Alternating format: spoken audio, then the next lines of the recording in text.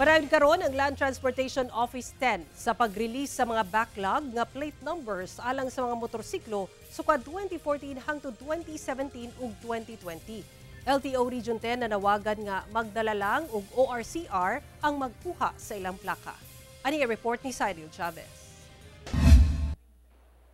Gibutyag karon sa Land Transportation Office 10 nga sukad nagsugod ang ilang pag-release sa mga backlog nga plate numbers.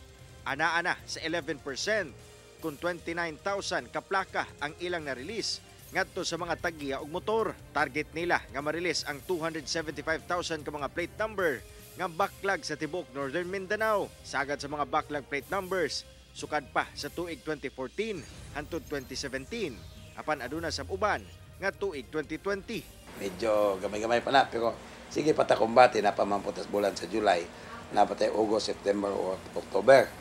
So kumbati ta din kada adlaw na atay mga distribution sa atong kada buhatan sa LTO. Dugang sa LTO nga mas gipadali sab nila ang pagkuha og plate numbers. Kinahanglan lang dalahon sa motorista ang ilang official receipt o certificate of registration kun ORCR o driver's license. Di sab kuno angay mabalaka sa mga expired nga ORCR. Sanglit dawaton gyapon kini. Libre rasab ang pagkuha og plaka. Ang uban wala sila authorization, dapat i-authorize gyud ka sa tagiya sa kanan. Kay lesod man kayo pananglitan wala authorization. So man lapat kay balo pananglitan og kinawat ang motorsiklo. Kunya napakuha sa plaka.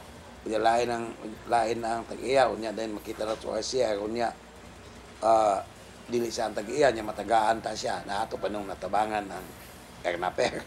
Gani sa regional office sa LTO 10 sa Barangay Bulwa sa Cagayan de Oro City, nagpadayon ang pag-apod-apod sa mga plate numbers alang sa mga nanginahanglan.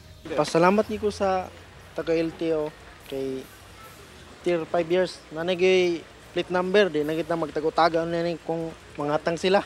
Kauban si Jaybert Pairat, Cyril Chavez. 1 Mindanao.